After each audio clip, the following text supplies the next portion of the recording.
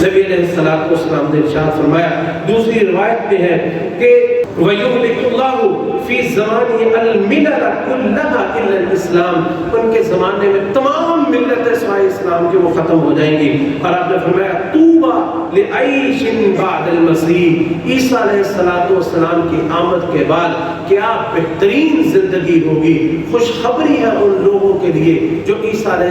السلام کی آمد کے بعد وہ زندہ رہیں گے مسلمان۔ آپ نے فرمایا فَيُؤْذَنُ لِلسَّمَاءِ فِي الْقَطَرِ، آسمان کو کہا جائے گا اللہ کی طرف سے کہ برکت والی بارشیں نازل کر، وَيُؤْذَنُ لِلْأَرْضِ فِي النَّبَاتِ، اور زمین کو کہا جائے گا جو بھی اس پہ بیج آتا ہے اس کو اگا دے، یعنی جو بھی بیج آئے گا اس کو زمین کو حکم ہوگا اس کو اگانا ہے، حتیٰ لو بغرت حبک علی الصفاء لنبت، حتیٰ کہ اگر پتھر کے اوپر، چٹیل پتھر کے اوپر کوئی بیج رکھ دے گا وہ وہاں بھی اگ جائے گا۔ مٹی کے اوپر تو رہا، لو بغرت حبک علی الصفاء، چٹیل پتھر کے اوپر، سخت پتھر کے اوپر بھی کوئی اگر بیج ڈال دے گا تو اللہ اس بیج کو حکم دے گا کہ تو ایسے بھی اگ جا، وہ بھی اگ جائے گا۔ لنبت ولا تشاء ولا تحاسد ولا تباغض، کوئی بغض نہیں ہوگا، کوئی کینہ نہیں ہوگا، کوئی حسد نہیں ہوگا، حتیٰ کہ کائنات میں نہ پہلے اس سے کبھی کوئی مثال نہیں۔ نبی علیہ الصلوۃ والسلام نے فرمایا تنزع امۃ کل ذات حمہ، ہر چیز سے اللہ رب العزت زہر نکال دے گا، ہر چیز سے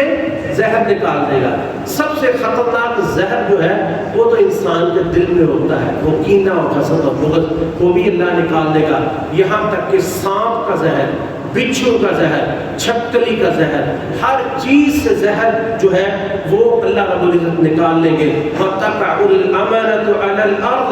وَتَقَعُ الْأَمَانَةُ عَلَى الْأَرْضِ حَتَّى تَرْتَعَ الْأُسُودُ حَتَّى تَرْتَعَ الْأُسُودُ مَعَ الْإِبِلِ، اس قدر دنیا میں امن ہو جائے گا کہ جہاں پہ اونٹ چلیں گے اونٹوں کے ساتھ شیر بھی چلیں گے، شیر اونٹوں کے درمیان ہی چلے پھریں گے، ہو سکتا ہے، یہ اللہ بہتر جانتا ہے، لیکن اس حدیث کے الفاظ سے یہ لگتا ہے کہ اس وقت جو درندے ہیں وہ بھی گھاس ہی کھانی شروع کر دیں گے، کیونکہ حدیث میں ترتع الاسود کہ جو یہ شیر ہے یہ بھی چلنا شروع کر دیں گے اونٹوں کے ساتھ مل کے۔ اور اس کے بعد آپ نے فرمایا والنمار مع البقر، اور جو چیتے ہیں وہ گائیوں کے ساتھ پھریں گے، والذئاب مع الغنم، اور بھیڑیے بکریوں کے ساتھ پھریں گے، ويلعب الصبيان بالحيات فلا تضرهم، بچے سانپوں کے ساتھ کھیلیں گے وہ ان کو کوئی نقصان نہیں دیں گے۔ اور ایک حدیث میں ہے، دوسری حدیث میں ہے حتى يدخل الوليدة، یہاں تک کہ ایک بچی جو ہے وہ چھوٹی سی بچی وہ سانپوں کے درمیان گھس جائے گی، وہ اس کو کچھ بھی نہیں کہیں گے، اور بچے جو ہے وہ شیروں کے اندر چلے جائیں گے، شیر ان میں آ جائیں گے، وہ شیروں کے ساتھ کھیلتے پھریں گے، وہ کوئی ان کو نقصان نہیں دے گا۔ اور جو بھیڑیے ہیں وہ بکریاں چرائیں گے بلکہ ان کی حفاظت کریں گے۔ ایک حدیث میں ہے کہ وَيَكُونُ الذِّئْبُ فِي الْغَنَمِ كَأَنَّهُ كَلْبُهَا، تو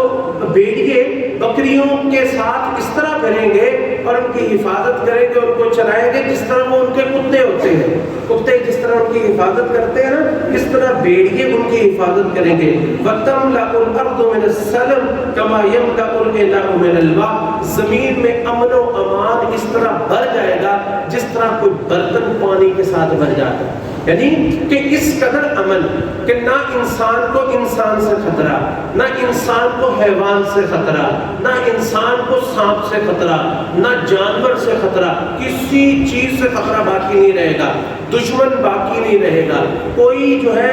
اسلام کے علاوہ مذہب نہیں رہے گا، کسی اور کی عبادت نہیں کی جائے گی، دشمنیاں رہیں گی کوئی نہیں، ایسا امن جو ہے وہ کائنات نے کبھی دیکھا ہی نہیں ہوگا۔